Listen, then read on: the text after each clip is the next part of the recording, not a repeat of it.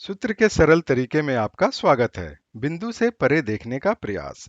आज का सूत्र है परिवर्तन सूत्र। यह उन लोगों के लिए लाभदायक है जिन्होंने अपने जीवन में परिवर्तन बदलाव लाए तो सही, मगर उन्हें लगता है कि वो काफी कम था और काफी देर से था।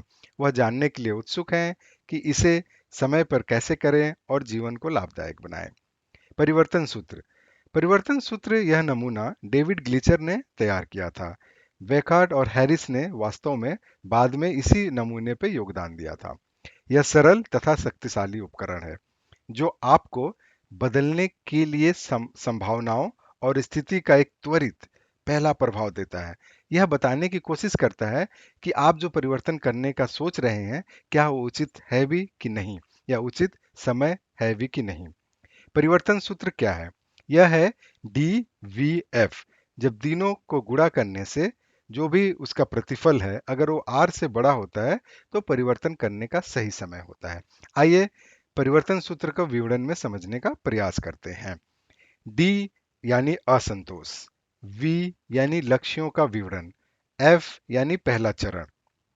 और अगर आप असंतोष हैं, आपको लक्ष्य पता है और उसका पहला चरण परियोजना तरीके से आपने तय कर रखा है, तो बदलने के प्रतिरोध को आप तोड़ सकते हैं, सफल तरीके से तोड़ सकते हैं। मगर ध्यान रहे, यह एक गुणा है। यह ध्यान रखना महत्वपूर्ण है कि संगठन या खुद के अंदर परिवर्तन के प्रतिरोध को दूर करने के लिए तीनों घटकों का मौजूद होना अति आवश्यक है।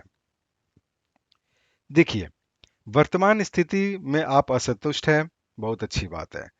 भविष्य में क्या संभव है इसका एक दृष्टि रखते हैं, तो उस असंतुष्टि का लाभ उठा सकते हैं। और उस जो भी दृष्टि आपने देख रखी है, उसे पहुंचने की दिशा में आपने पहला कदम भी तय कर रखा है, तो आपका प्रतिरोध को तोड़ने का सफलता ज्यादा से ज्यादा है।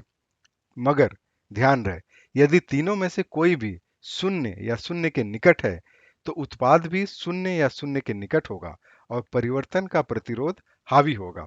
आप असंतुष्ट तो हैं, मगर उतने भी ज्यादा असंतुष्ट नहीं हैं कि आपने जो भी दृष्टि बनाई है उसके लिए पहला कदम का प्रयास बार बार कर सकें।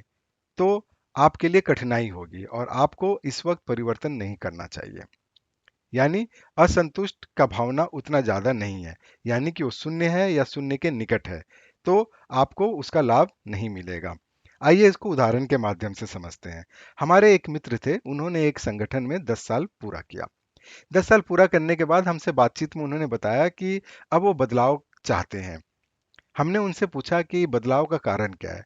उन्होंने कहा कि सब कुछ ठीक है, लेकिन अब असंतुष्टि का भाव हो रहा है। लेकिन उन्होंने भविष्य के लिए काफी अच्छी दृष्टि बना रखी थी और उस दृष्टि को पहुंचने के लिए पहला कदम भी उन्होंने परियोजना तरीके से माहिर माहिर तरीके से बना रखी थी। मगर जब उन्होंने अपना पहला कदम उठाया और 2 बार असफल रहे, तो उन्होंने छोड़ दिया वो काम।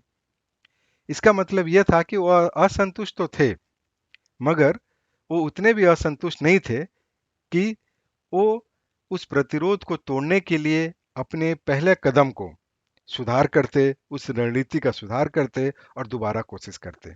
और कल उन्होंने उसी संगठन में 20 साल पूरे किए। तो अगली है। बहुत बहुत धन्यवाद।